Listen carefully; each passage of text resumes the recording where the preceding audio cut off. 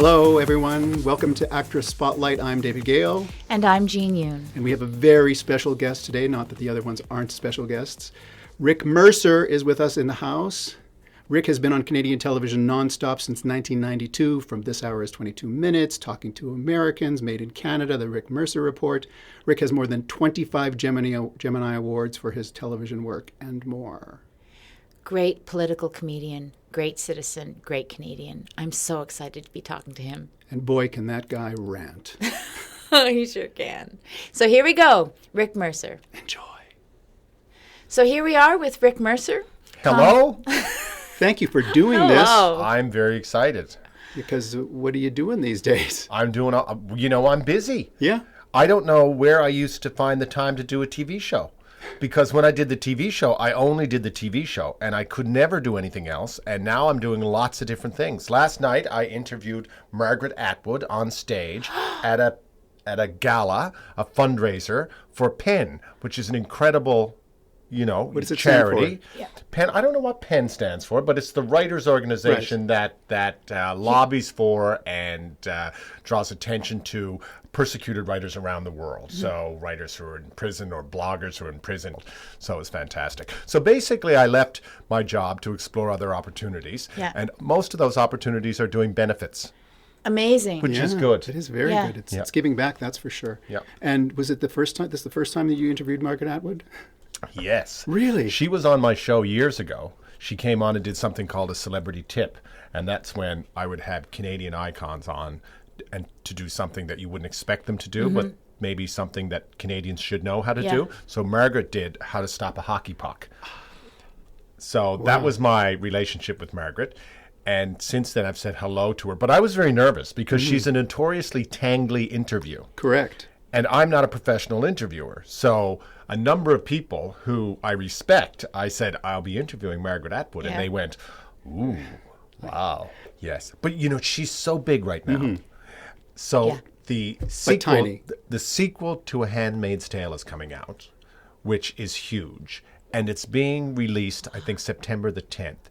And her book launch is in London, England. And it is being live streamed to 1,000 movie theaters around the world. Oh, my God. I know. Yeah, she's just so huge That's now. So huge. Like when I read that, I thought, is this an Onion article? Like, holy cow. People are going to go to movie theaters? Yeah. So she was, anyway, long story short, she was incredibly generous and kind and funny, and it went really well. Nice. But there's a huge load off my shoulders, and now I'm here. Yay, yes. We're so glad you're here. We're a tough interview, too. We're wondering if you're ever going to run for office. Yeah. No. I'm wondering. No. No? And, once upon a time, ever since I've been 18, I would have said, never say never, because I'm a student of politics, and I always felt that if there was ever a little tiny iota of a chance, you should never say no. Mm-hmm. But now I actually say no, because I have less interest in politics now than I ever did in my life in terms of actually doing that. Mm-hmm. Part of me in the back of my mind goes, maybe when I'm 65, that might be interesting. Yeah. And I think a lot of people should do it at that point in their lives. But I have less of an interest now than ever. Why is that? Lots of reasons. Give us just a few. Well, the scrutiny that people are under, their personal lives, it's not quite as bad here, but you see in the United States now, like they're digging up stuff people wrote in high school. Yeah. Mm-hmm, I can't stand up to that kind of scrutiny. there's no way I'm doing that. I find the party system a little strange. The way people just always have to defer to the leader. Mm-hmm. Right. And whatever the leader says, you have to go along with. Yeah. And I just think I would have a hard time with that. I think I would be fine, probably. Unless you were the leader of the party. If you were the leader, you wouldn't have to. If you were the leader of the party. Yeah. In England, MPs stand up all the time and disagree with the government. Mm-hmm. Or they disagree with their party. But in Canada, it's just so frowned on. And it is considered career suicide. So I think I would have a hard time with that. But I still believe it's a good occupation. I still believe that most people are in it for the right reasons. I'd vote for you. That's all I know. That's so kind. I think a lot of people would vote for you. Well, that's really nice. Would you be what type of politician do you think you would be if you ran? Well, see, this is also the problem. I don't know if I would be good at the parts that I think are the most important, like the really good MPs, regardless of their party, and they exist in all parties. They're really great at doing constituency work. It's no different than being a union person. Like they answer the phones and they help you out with your tedious immigration issues or your tedious farming issues or whatever the issues are. Insurance issues. These tedious issues that just go on and on. That's what makes a good MP. A good MP is not necessarily, being a minister and being good at the showbiz and being good at being brought out in front of the cameras and all that business. But they need that too. They do need that too. The day-to-day stuff. Yeah. So you wouldn't like declare what party you'd run for? No, I would never do that. Although in my life I've voted for all parties, pretty much. Green? It's hard to get a good, if you're in the right riding and there's a good Green candidate, but a lot of ridings don't have a Green candidate or they don't have a good one. Yeah, I don't really gust NDP, but I've voted NDP a lot because Jack Layton was my MP, and I like Jack very much. Yeah. And I do believe in voting for the individual. And when I lived in Nova Scotia, the leader was also in my riding, and I voted for her a number of times. Yeah. So you've met, over the course of your shows and the years, you've met a lot of politicians. I want to ask you a few questions about politicians. I've probably met every living prime minister, for sure. That's amazing. So who was the funniest prime minister? Chrétien. Because? He's just got great comic timing, and he can tell a great story, and he's very funny. Great story about Chrétien. When Chrétien first got elected, he barely had any English at all, and he was assigned to work with this fellow who was like some sort of Alberta Titan in the Liberal Party. Right. And he had to go, this Alberta Titan, I can't remember who he is, he had to go out back home to Alberta and give a big burning speech. And someone was supposed to introduce him, and that person didn't show up, and Chrétien was along to watch. And Chrétien, as a young man, said, "Don't worry, I'll introduce you." And this guy was like, "You can't. You barely speak English, and plus, people in my riding, we don't like people who are French, and no, this is ridiculous." But Chrétien was so innocent, like, "I'll introduce you." The guy went, "Oh well, your funeral, off you go." Chrétien went up and killed, right? He just killed because he was just so good and he was so funny and he was able to turn around a room like that at the time, which, this fellow thought was impossible. Yeah, he has great comic timing. Okay, sexiest politician. Did you ever get a vibe? Did I ever get a vibe? No. Kim Campbell You really with her kept it close to their thing? chest. I mean, you were naked with... I was naked with Bob Ray. That was pretty platonic. Yeah. At least Are you talking politicians or prime ministers only? Well, it could be... You'd really want to expand it if we're talking sexiest. Okay. You don't want to stick with living. Okay. John Turner, clearly. No, I never ever got a vibe. No. Okay. And I don't think I ever flirted with a politician. I don't think. No, I never got a vibe. My mom flirted with Bob Ray. She told him Bob Ray came knocking on our door and she said, "You're so cute. I like you so much. I'm going to vote for you." I don't know why. She just liked Bob Ray. We still do. He's a charming fellow. Yeah. He's a charming fellow. Apparently he'll get naked and jump into a lake. I'm not thinking about, all I'm thinking about is like, I'm trying to come up with one sexy politician. Period. Kim Campbell? No. She did that photo, but it wasn't... which was intriguing at the time. But again, that's the other problem with public life now, whether it's public life as a politician or public life as just a personality. Yeah. Any kind of conversation you get in, which is innocent enough, like, who's a sexy politician? Right. Like, you immediately start thinking in your mind, if I say this, well, this... Yeah, the ramifications. Will this come back and bite me on the, Okay, who was the most evasive prime minister? Evasive? Yeah. Oh, that would definitely be Harper. Yeah. Did you feel like there was a bubble surrounding him, or? No, I've had a number of conversations while he was in opposition, but as prime minister, I had a number of conversations that I would consider interesting. But when the cameras were rolling, I mean, he was so tightly wound, but he was also the most ill-equipped to be a politician, let alone a prime minister. Well, it would be like if you were casting a movie and you said, "We're going to cast that guy." And you go, "Well, you know what? He'll work really hard, but he has no real interest in acting and is not very good at it and has no affinity for it." And you go, "Well, you know what? We're going to have to make it work." Yeah. he likes the idea of being a movie star, but he can't do any of those things. And that's the way Stephen Harper was. Like, he just was not a people person. Like, there was not a bit of him that was a people person. He doesn't like people. It I was think he grew to like people. But I know from people who worked with him, if they had to get him into a hotel, say, he would want to go through the side door. Yeah. Whereas Jean Chrétien would obviously want to go through the front door, and the people around him, their biggest worry would be he won't leave the lobby because there'll be people there, and he'll be shaking their hands, and he'll be chatting with them, and he'll be over talking to the chambermaid. Whereas Harper just didn't, not that he didn't want to talk to those people, it never occurred to him to talk to those people. So that part of the job he was terrible at. He had to go to work to figure that part out. Who was the smartest politician you talked to? Out of prime ministers, I would think.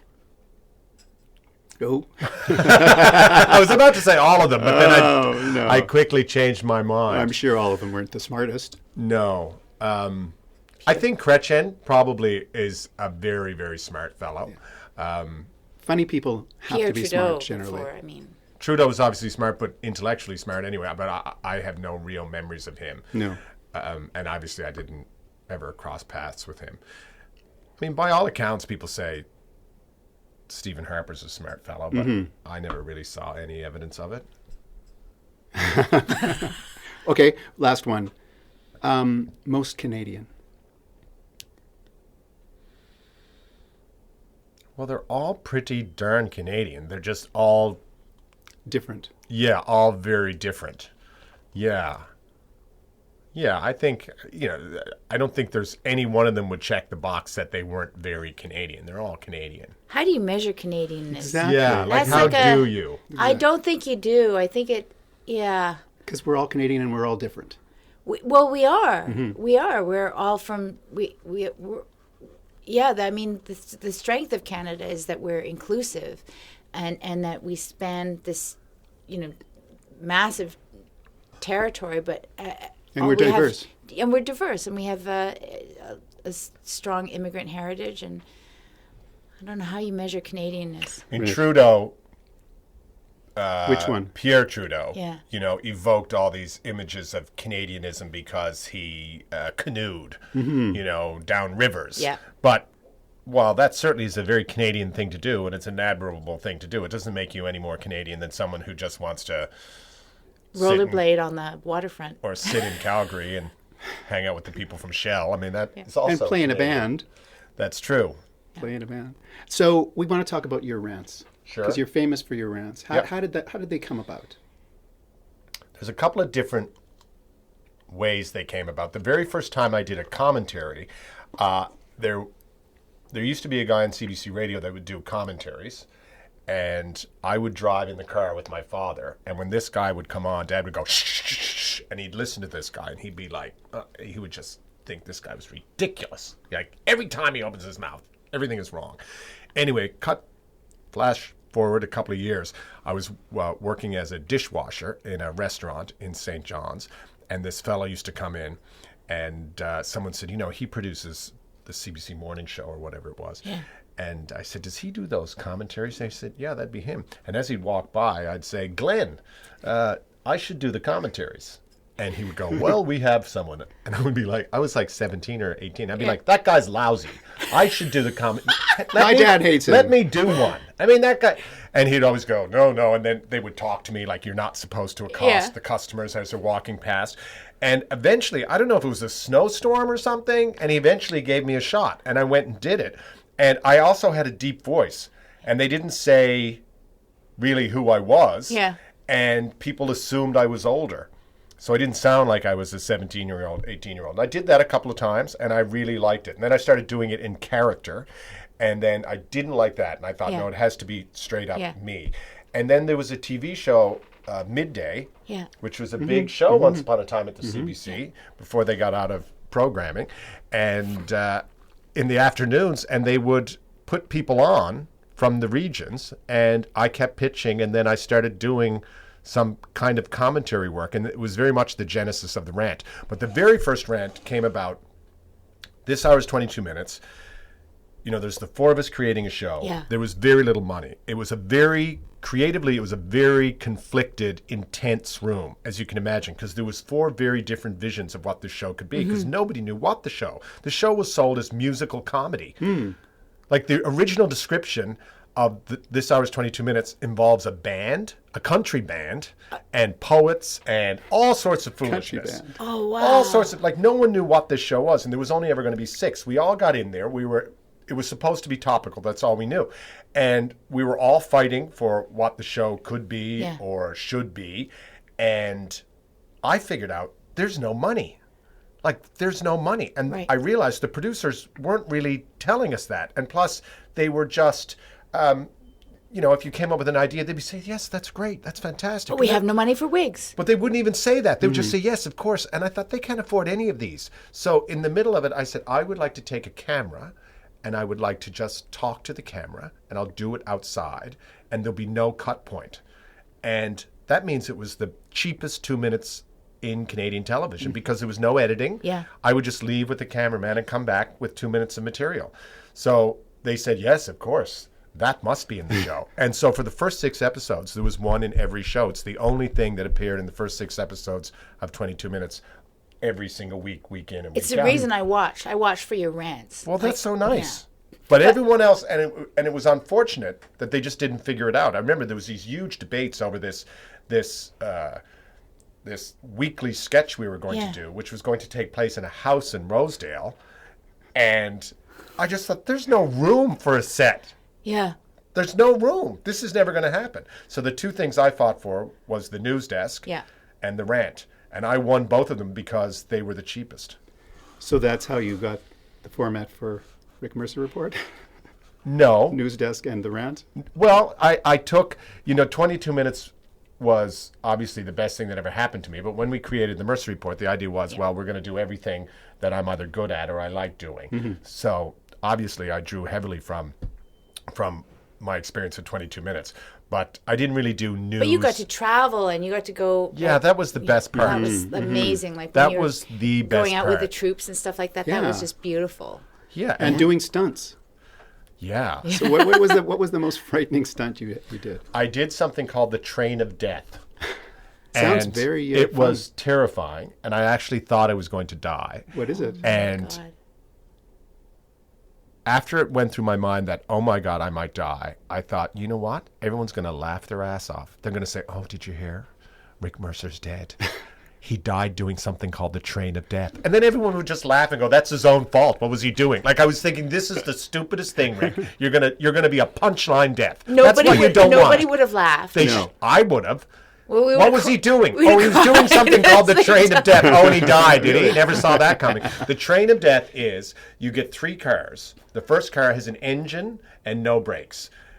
That is chain, and behind that, there's about 6 feet of chain. And then there's a second car that has no engine, no brakes.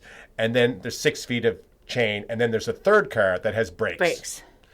And you race around a racetrack against other teams that are similarly chained together. Where was this?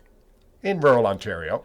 And so the young fellow who invited me to do it, he disappeared at the last minute because I can't remember if either the police showed up and they were looking for him, or his mother showed up and he had 6 concussions and he wasn't supposed to do it anymore. Anyways, I did the test drive and I could not control this thing. I was getting whipped around and smashed around. It was incredibly violent and nuts. And then it was the only time I actually said, I'm not doing this, because that was the test run. And then there was going to be the real race against other teams. And this older guy said, well, I was watching you out there. You were all over the place. It's like you weren't paying attention to the hand signals. And I said, what hand signals? And he said, well, the guy in the middle car is supposed to raise his fist up when you hit the brake. And then he's supposed to take the fist down when you release the brake. He's the only one who can tell when you're supposed to brake. And I was like, well, that guy didn't do that. And he's like, oh, it's a wonder you didn't die out there then. So then I did it, and it was okay. But it was still terrible. You were the brake man. Because I was in control of the brake. Wow. Yeah.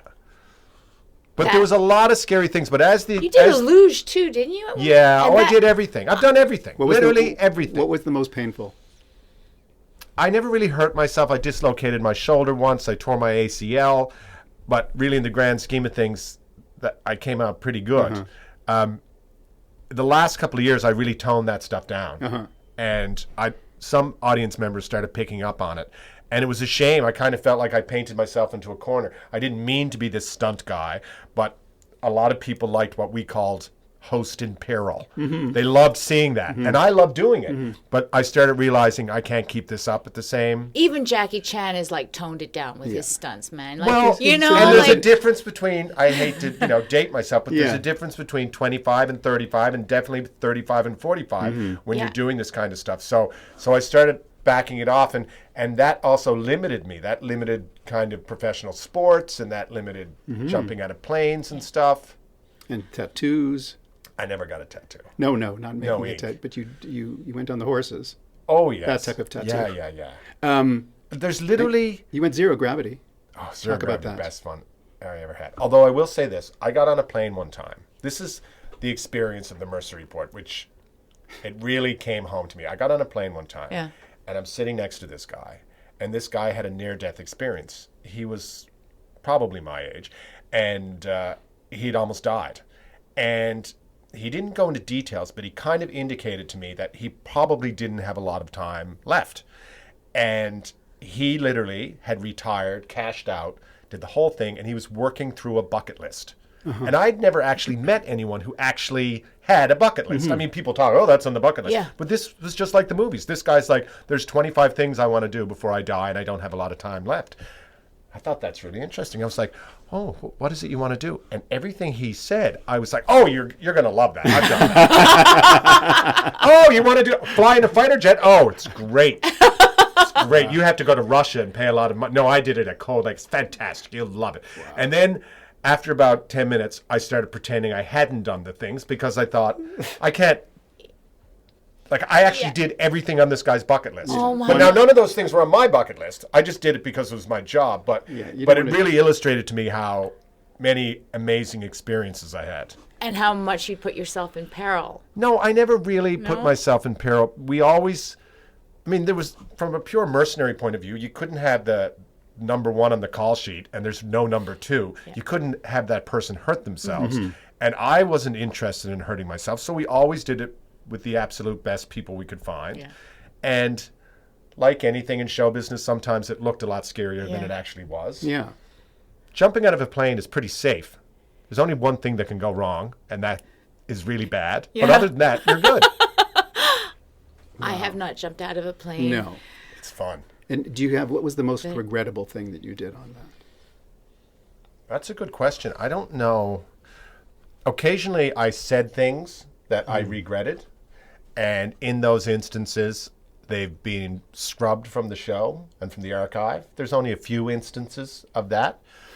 But the ones that you actually dislocated your shoulder or whatever? No. I wouldn't care about that. No. The price you pay. I mean, in terms of regrets, like if I said something that I regretted or if I used a term that I regretted, then... like I say, I've scrubbed a couple of things, but generally no regrets. So being the top guy, the exec producer, did you have final cut? Like, did you get to say? I was not the executive producer. Gerald was the executive producer. He's my partner, of course. But yeah, there was, between the two of us, we did. But the show worked so fast, that was never a concern. Because it just wasn't my job and I wasn't worried. Mm-hmm. Yeah. The same guy who edited all my road pieces is the same guy who edited everything I did on 22 Minutes. So he's been cutting everything I've done for 25 years. And in fact, he would just take the tapes and find the piece. And I know he's better at that than me, so... We shared a camera person, not at the same time. Who, Rick, Don? Don. Don Spence, Don Spence. Yeah. And Don Spence. Again, I've only really had, there's been others, of course, but this hour's 22 Minutes, Pete Sutherland was my cameraman for 8 years, and then Don Spence was my cameraman for, 15 years. So I've had two of the best for a long time. And he did the rants. Yeah. He did like 99.9% of the rants. So as a performer, what's it like having to do this in one take, walking backwards, or sometimes? Well, Don would walk backwards. I would walk forwards. It was One take, well, it's misleading to say it's in one take. The final take had to be in one take. Yeah. So I would do multiple takes, but you had to get through it 100% Yeah. from beginning to end. There was no, if you got halfway through it, there's no, okay, well, we'll pick it up Yeah. halfway through. It had to be in one.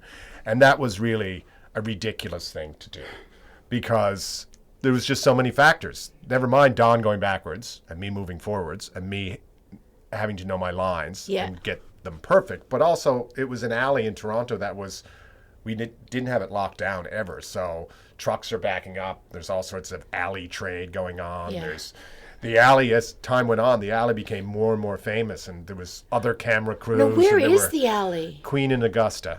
Oh. There were always art students taking like arty pictures. Kensington Market. Yeah. Wait a second. Okay. No, Queen and Augusta, not Kensington. I know where Queen and Augusta is, and there's a KFC there, or there used to be. But is it north? Does it run east west? The alleyway. Well, there was a couple of different alleys. Yeah, but they're just south of Queen. Just south of Queen, Yeah. off Augusta. Okay. Yeah. Because I think it should be renamed. It should Yeah. be, we were talking about that, how whatever alleyway it is should be renamed. We decided, what was it, Rick Mercer Road? Yeah, because then it could be RMR. Yeah, that's good, huh?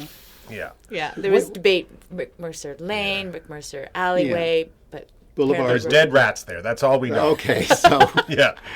that has nothing to do with you, though. No. What is it like to walk around Canada being Rick Mercer? Well, people are generally pretty nice, which is good. Generally. Yeah. Oh, well, I mean, yeah, people are nice, which is nice. And I know that other people don't have it quite so easy. I went to the Rolling Stones once. A friend of mine called me up and said, "Do you want tickets to the Rolling Stones?" I'd never seen the Rolling Stones. I said, "Yes, by all means. I'd love to go see the Rolling Stones." Well, yeah.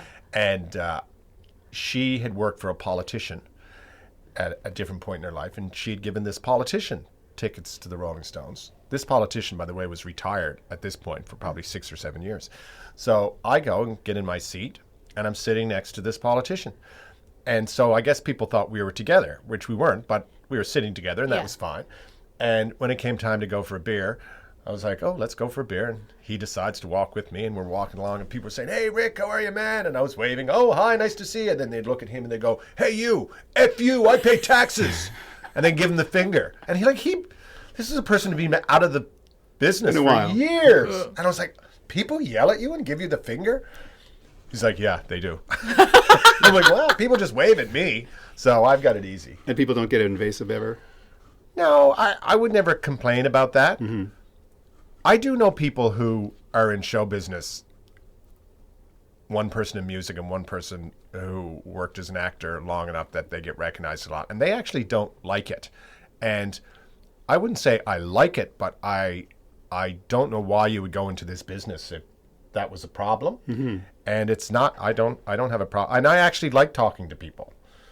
I'm the guy, if I have an empty seat next to me on the plane, I think, "Oh, I hope someone chatty comes along and sits." Oh, me too.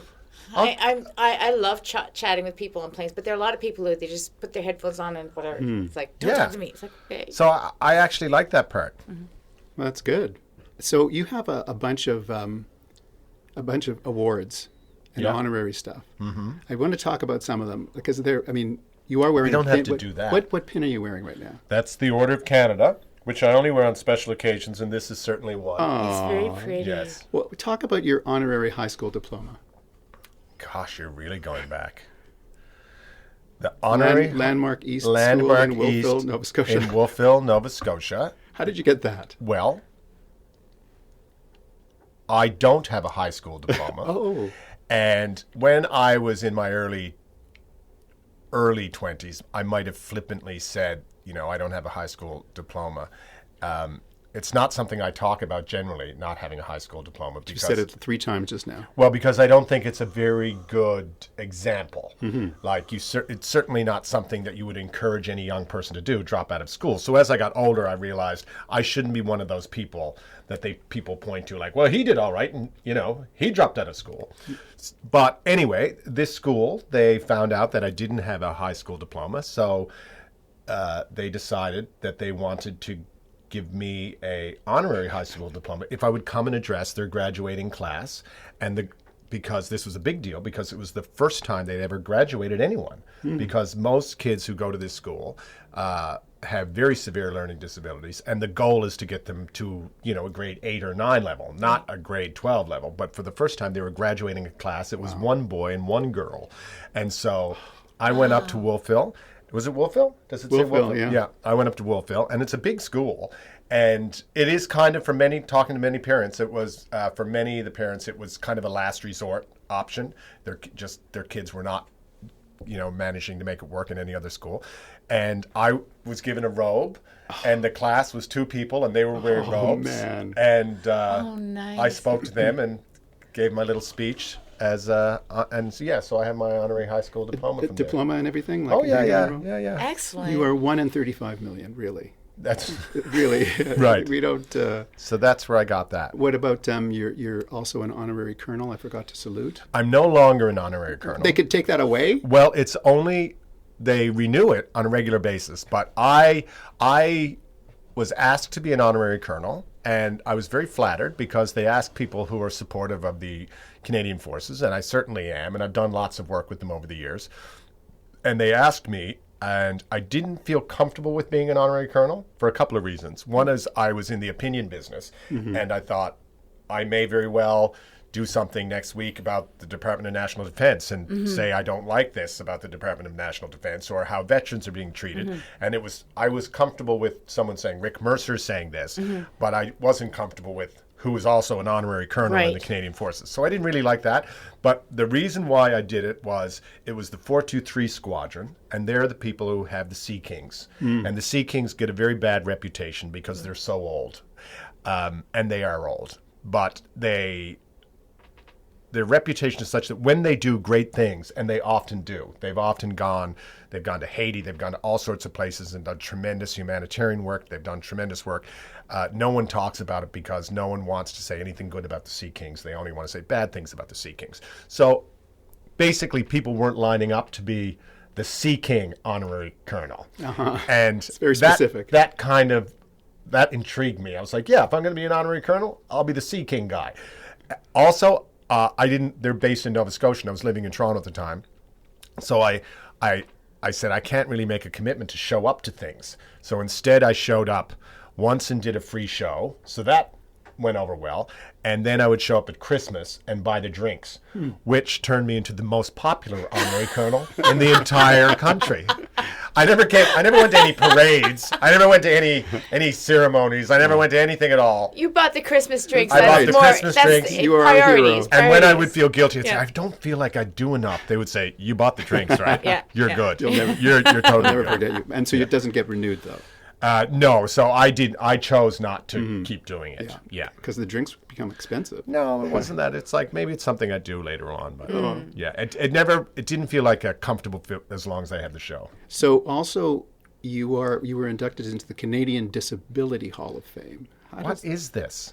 He does all this research. What? How did that I happen? was inducted into the Canadian Disability Hall of Fame, and I told my friend Scott, who happens to be a paraplegic, and he said, "That's ridiculous." And I said, "Why?" And he said, "That's ridiculous.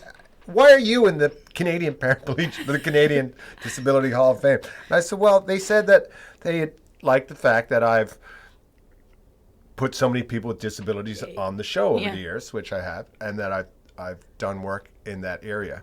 And he was like, "Yeah, but you can't get in the Rock and Roll Hall of Fame unless you can play rock and roll." What were your qualifications? He didn't come around. He never did. No, he was skeptical. But I was. They called me up, and I thought they got the wrong guy. I was like, "You mean Hansen, right? Not Mercer." And they said, "Well, you put and I don't know what the number is. I think it's like 120 Paralympians on television over the years." And it hadn't dawned on me, really, because I wasn't doing it for altruistic reasons. I always found the Paralympians great television, and that's why I put them on television. It wasn't altruistic. It was always great TV. So, but it was for that. It was for promoting Paralympic sport and putting people with disabilities on television. And changing the public discourse around disability. I mean, that's really the whole... Yeah, I figured out early on how to talk to people about their disabilities, and I don't think it's the fault of most interviewers, but not a lot of people are comfortable doing it. Yeah. Like the one thing is, if you're sitting around in a room at the Paralympics and there's like all these amputees sitting around, they start trying to like outdo each other with horrible amputee stories. Oh my God. Like it's hysterical. And so, you know, I'd be in an interview with someone and I'd say, how did you lose your leg anyway? And they would tell the story. And then they would say afterwards, like, you know what? No one ever asks me how I lost my leg, even though I'm being interviewed. And part of the reason why I'm being interviewed is because I don't have a leg. Yeah. And they actually have an interesting story that they probably told over dinner 1,000 times, but no one has ever asked it on television or radio because they think it's impolite. And so I just always was very comfortable talking with everyone, and I think they appreciated that. And that's why they made you an honorary. Yeah. Yeah, that's fantastic. It It makes complete sense. Yeah. Okay, one last one. Still, though, it is a bit like being in the Rock and Roll Hall of Fame when you're. Although, you know, when some of the producers win, and you're like, is that guy really a record producer, or is he just the money? I mean, does he get in the Rock and wears Roll the Hall of suit. Fame? Yeah. You were also awarded in 2012 the ACTRA Toronto's Award of Excellence. Yes. Yes. So, what's your feeling? I think that was for working. That was for working. Yes. That was like he's kept a job for a long time. For working in this in- jurisdiction. Yes. Funny. Yeah, we're very proud of the work that you do and Well, the work thank that you you. give to other ACTRA Toronto members. We all want to know what you're doing next. Yeah. I don't know what I'm doing next. And I think, like I'm writing. I did a book and I really liked that, and there's going to be a soft cover, and so they encouraged me to create new material for the soft cover. Yeah. So I'm really enjoying that. And I think, like a lot of people, I'm just trying to figure out what I've always worked in television, obviously, what television is, and will television exist in 2 years, or like just everything is so different now. I know it's changing so fast. How Yeah. people get their entertainment and how it gets distributed around the world, and therefore at what speed people watch things. Like everybody's binge watching now, so And, Yeah. and listening to things as well. I mean, it wasn't that long ago that if you said podcast, people would say, what are you talking about? Sure. And the podcasts have had a huge impact on the way people are consuming books. Like I've done a few books, but this last book, there was an audiobook, and Doubleday has a studio now where they've hired a full-time in-studio technical producer. They've hired a full-time producer of audiobooks. Yeah. And they've built a studio, and they're hiring actors under ACTRA contracts at a steady rate doing audiobooks. Yeah. Whereas no one in Canada was doing audiobooks 6 years ago. Yeah. And in the States, they were the domain of long-haul truckers, and there was like 10 people who just read books lousily. Yeah. Now they're all professional actors doing it. But you'd and be it's doing because your of own. podcasts. Right. Yeah. But you'd be doing your own. I did my Yeah, own, yeah, yeah. But you're a But the professional vast actor. majority of people who write books, Can't. they speak. can't. I mean, they can't speak. right. They're hiding in their basement. So, It's very big. Audiobooks is very big. huge. Yeah, Well, it's just in the also last- becoming big because there's a Grammy for audiobooks. So I mentioned that I interviewed Margaret Atwood, and I thought, well, I should know The Handmaid's Tale. And so I downloaded Claire Danes reading The Handmaid's Tale. And I looked, and there's all these big Hollywood actors are doing all these books. But then I was told it's because they all want the Grammy. Like, this is how they'll get their EGOT. Like, if Right, you're an right, right, actor and right. you've got your Emmy Right. and you've got your Oscar and you want that, you might have the Tony, but how are you going to get the Grammy? Exactly. You can't sing a note. Audiobook. Read a book. Audiobooks. I got to get those other ones first, though. Yes. The Tonys and the Oscars Me and too. stuff. But you there's have no a few Juno Geminis. there's no Juno for, I don't think, for audiobook. Not yet. I guess we should lobby We for that should because definitely that's lobby. an ACTRA jurisdiction. Absolutely, it is. It is. And I signed an ACTRA contract to do my book. Yeah. So, David, make it happen. yes, I have that power. I have that power. So you have like more than 25 Gemini awards, I guess, writing and performing. Yeah. And we did a little thing together I did a proof of concept for a television show. And I interviewed, full disclosure, I interviewed Rick for that show. And I thought it would be funny if I interviewed him in his bathroom. But and his bathroom would be decorated, filled with Gemini Awards. And so I figured, well, Rick decided that he would rather do it in my bathroom and pretend that it was his bathroom because he liked my bathroom. So he came over with all of his Gemini Awards, and I had my one Gemini Award, right. And we filled up the bathroom with all these Gemini Awards and shot it, and it was very funny. And he was in a bathrobe, and it was a funny interview, him in his bathrobe, because it's the only time he had to talk to me was when he was right. doing his ablutions. So then he packs up all his Gemini Awards and goes back to his house. And I'm looking for my Gemini Award, and I can't find it anywhere. And he's taken my Gemini Award home with his 25. He's taken my one with him. It was and in the box. So I called him, and I said, I'll come over and get it. And he goes, no, I'll bring it over there. So there was Rick. Can you imagine Rick Mercer walking down the street, holding a Gemini in his hand, coming over to my house? That's my Gemini story with Rick Mercer. Now, to be fair, I do have a lot of Geminis. Yeah. But I was on TV for a long time, and 22 Minutes, for example, we took 3 categories for 5-6 years in a row. So that's how it happened. Okay, what about CSAs?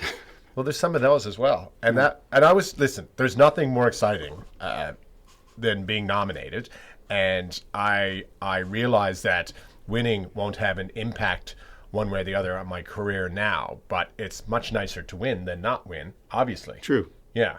And I think they're important, but it's easy for me to say because I have a whack of them, but they're not career changing for most people. What they are, it's really exciting to see people win for the first time. That is always really exciting. And there have certainly been times where I've been rooting not for me, but for someone else. That's happened many, many times.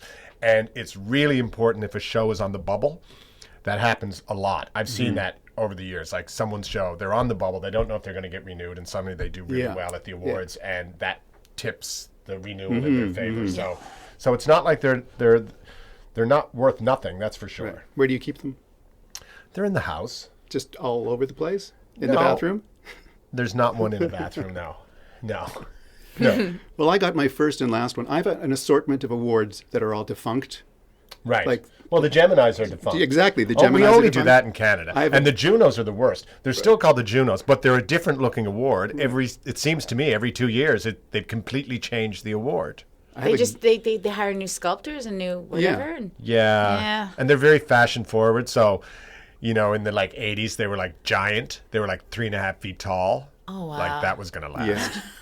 The best award is the ACTRA Award. That is the best award. She's beautiful. She's beautiful. It's unique. It's beautiful. That's a lovely award. It's not shiny. No. She has a really cute butt. Brassy, yeah. Just like Canadians, brassy. Yeah. Well, I might have to cut that out. What did you say? I said our ACTRA Award, the lady. She has a really cute butt. Yeah, she's beautiful. She's good. Well, this was odd that you listed off all those things. Which things? Awards and stuff. Really? Odd when you're probably the most awarded performer in Canada? Well, it's very nice. Yeah. I've never, it's weird. It's just a weird subject matter because if you say, I don't like to focus on it, it sounds like you're obsessed with that. Well, that's why I went to the interesting ones too. Right.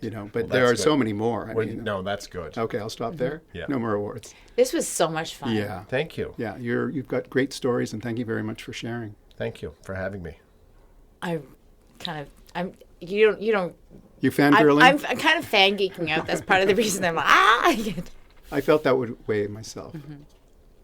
You were so good in the Street Legal finale. Oh, thanks. You really were. Thanks. That's kind of my forte, that actually, rather than the comedy. Well, it's like anything when you get to know someone from television. Yeah. I just immediately think, that's what you do. Which is ridiculous. As an actor, I should realize, oh no, she's playing a part. Yeah. There's other things she could do. Yeah. But if someone had said, we need someone to play this part, I wouldn't have thought you. I've done a lot of those, like doctors, witnesses, experts. Yeah. Captains of starships that need to be blown up, like under pressure. That was good. I like that one. Yeah. On The Expanse. On The Expanse. That was super fun because I'm short.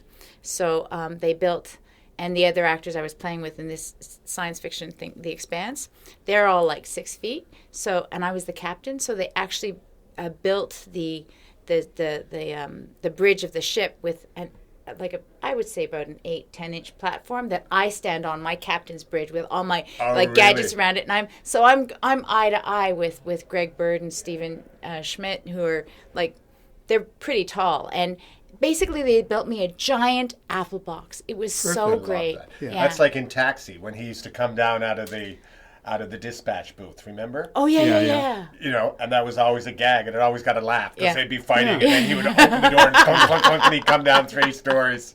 Yeah. 3 steps, Yeah, so... That's great that you get to do that. That's one thing. In my career, I have no regrets at all, but I realized when This Hour's 22 Minutes happened, after about 2 or 3 years, I realized, I'm never going to get acting work ever again. Now, maybe I wouldn't have anyway, but...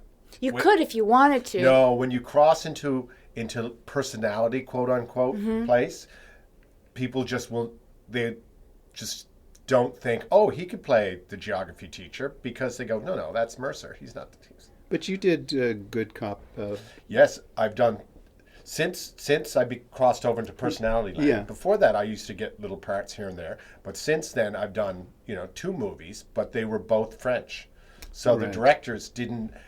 You weren't a personality. They didn't have it didn't mean. Yeah. Like one was Pierre Junot, who's a famous French director, and he cast me thinking I could, as essentially a CNN anchorman. But because he's French, from France, when he saw me speaking English and heard me speaking English, he had no idea that I didn't sound at all like a CNN anchor. Right. But he cast me anyway, and he had spoke English. And he had I got cast because he would watch clips of me with baby black bears in Algonquin Park and stuff on the internet, believe it or not.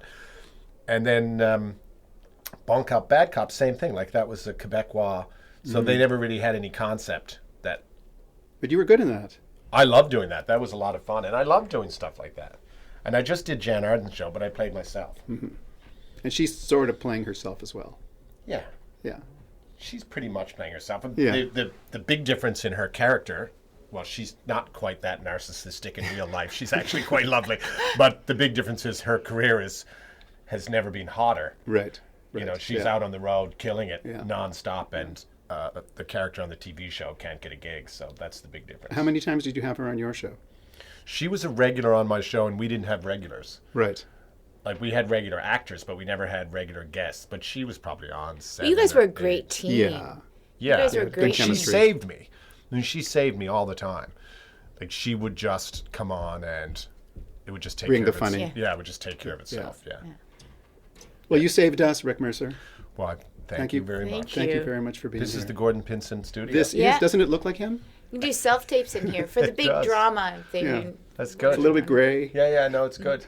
I saw him the other day. Yeah. Bumped Doing into okay. him 2 or 3 days ago. How's Shirley? He was great. She's good. Yeah? Yeah, she's good. Shirley Douglas. Well, thank you for having me. Thank you so much. Thank you. Wow, that was amazing. Meeting Rick Mercer has been on my bucket list, so it was pretty Yes, he's very bucket listable. bucket listable. He is fantastic. What an incredible bunch of stories. And he's got more. He only shared a portion of his stories with us. I know. So that means we could probably have him on again. We totally could. Yeah. Absolutely. Right here on ACTRA Spotlight. ACTRA Spotlight. You can find us on iTunes or at actratorontoperformers.com or actortoronto.com. Yeah. Keep watching TV that's made in Canada. Keep watching Canadian television. See you next time. Bye-bye.